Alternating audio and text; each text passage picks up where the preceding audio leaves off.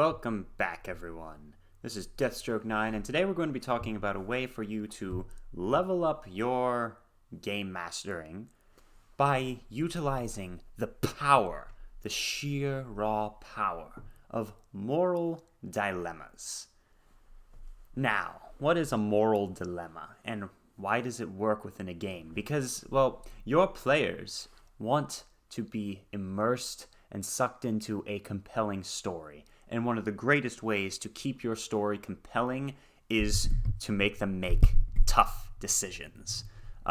Take a look at the Telltale series of games for more advice or some examples of how to properly make very difficult decisions. Show them to your players. Now, before we get into the bulk of this video, I just want to ask you, do you like Call of Duty at all? The video game. Because if you do, my friend has a channel where he live streams Call of Duty. His channel is called GIHLOLPS4, and you can find it up here. I'm going to put a card, and I'm going to also put something at the end of the video. But anyway, let's get right into it. So, to start off, a moral dilemma is where your players are forced to make a decision. And this decision might have multiple options, and obviously they can come up with new ones, but it's something like this. And this works especially well for horror games, where you're trying to emphasize the idea that the players themselves have the horror within them, that they can be the monsters just as much as a normal monster can. So, here's an example, is you either save the child, but allow the threat to millions to get away, or you destroy the threat to millions, but have to live with the child's death being your fault. That is a moral dilemma. And you know acutely what the consequences will be. Maybe not all of them, but you have it pretty much spelled out for you in this moment of truth where you're like, oh gosh, what am I going to do? And that, my friends, is a moral dilemma.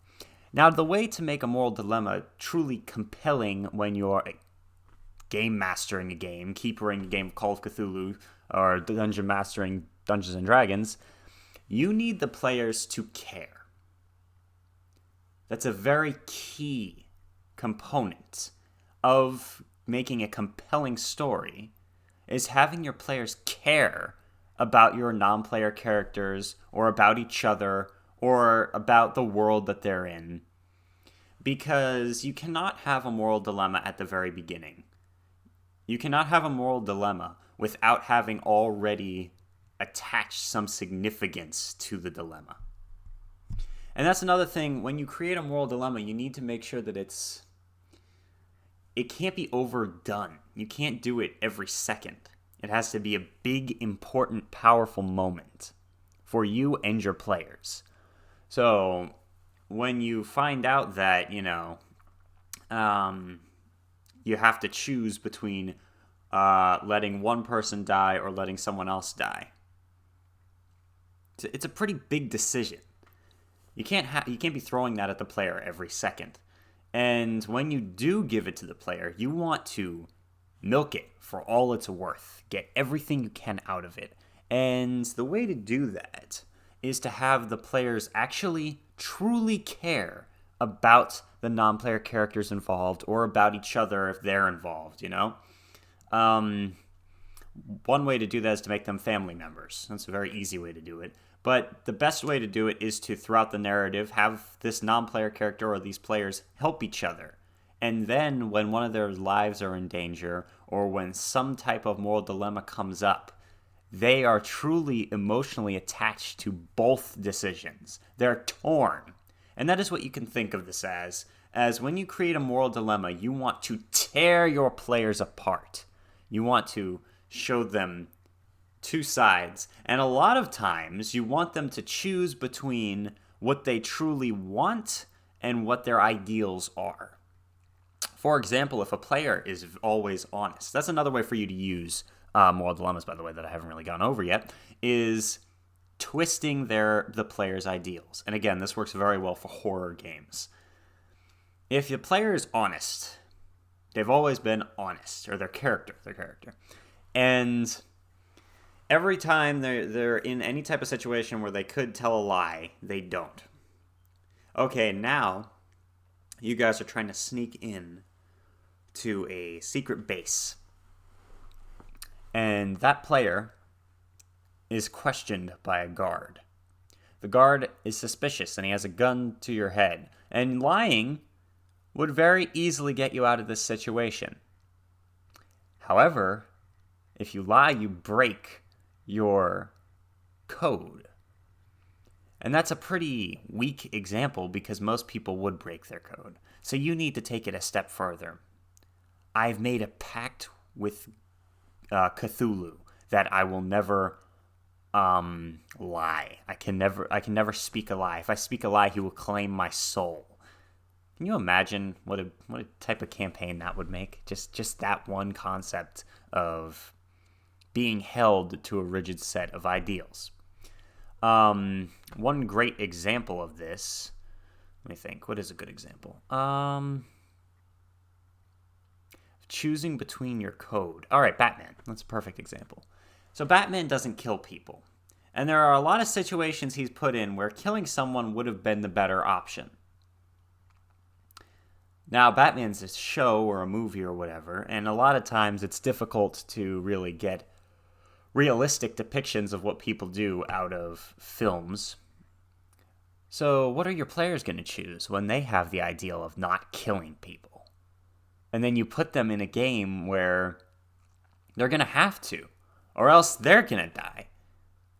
Devour to survive, you know?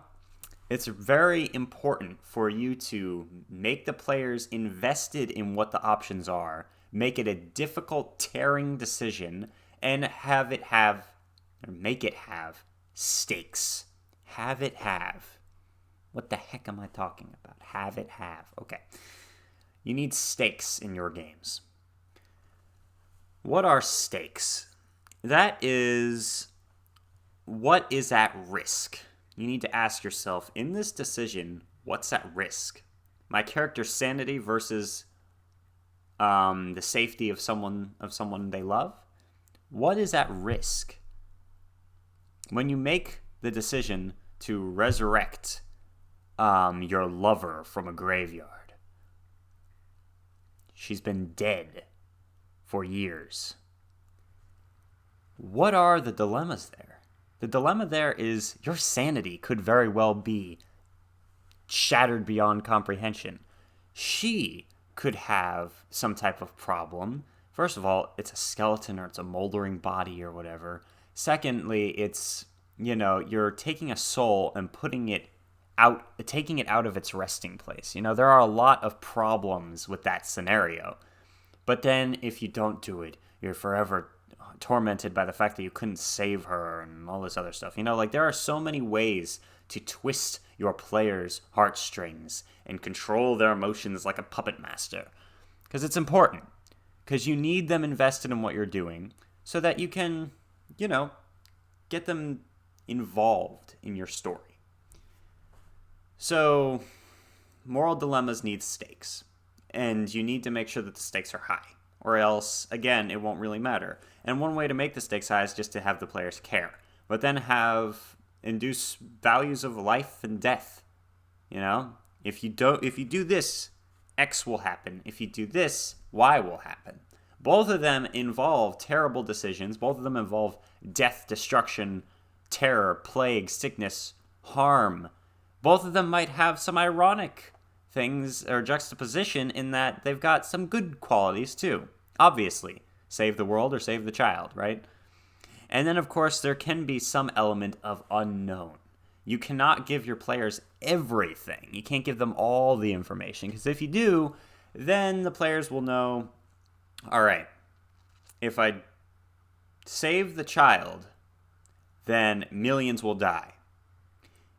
If I let the child die, millions will live. If it's black and white like that, a lot of times they'll choose the millions to live. Some might choose the child, but they're going to feel pretty secure in their decision. Right? But now think about it this way, and you have to add these as the game master. The child is a thief or has something wrong with them that makes them wrong or bad. So you take that. You flipped that. You made it a little more ironic. You made it so that you don't really know what is the child going to do later in life. They stole $1. What happens when 10 years down the road they're robbing banks? They kill animals. What happens when later they're killing people, you know? And then you take the millions dying and change that, right? So we've got millions dying. You can switch it to, it's Nyarlathotep. A form of Nyarlathotep gets away. Your players might not know that it's Nyarlathotep. So some monster gets away. Now, instead of saying millions will die, you say the monster gets away. It might be wounded. It might be hurt. All they will know is that it gets away. The other deaths are nameless. They don't know if more people have died. They're not going to know. They might suspect, and they might not really even fully understand the situation. And that's what will make this scenario, this moral dilemma, more ironic, is do they save the child, or do they let the child die to kill the beast? Because now they don't know. They don't really have a set idea of what the beast will do afterward, and they don't really know if they can even trust this child in the first place. And it just depends on what type of players you have, but if you add a level of uncertainty, it will make your moral dilemmas more compelling and more of a, oh no, what am I going to do? So, to sum up, when you make a moral dilemma, you need the players to care.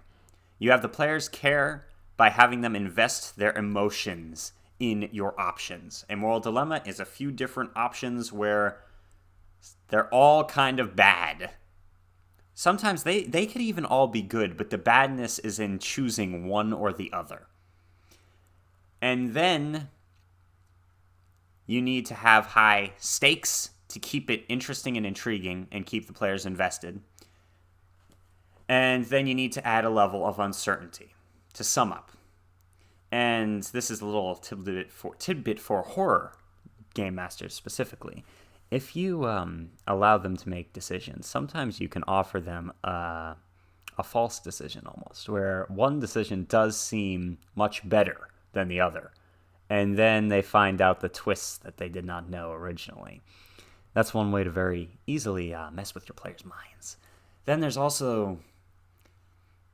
I'll get into that in another video. Anyway, yeah, that's moral dilemmas at their heart.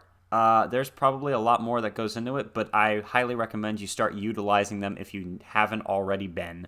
Utilizing moral dilemmas to make your games and your stories more compelling and keep your players emotionally invested in your game. Yeah. Thank you for watching this video. This has been Deathstroke9. If you are new here, please subscribe and like my videos because, yeah, I'm excited to keep creating content, and in order to keep creating content, I need to keep being shown support. So, anyway, thank you guys very much for watching this. Have a wonderful day, and Deathstroke9 is out.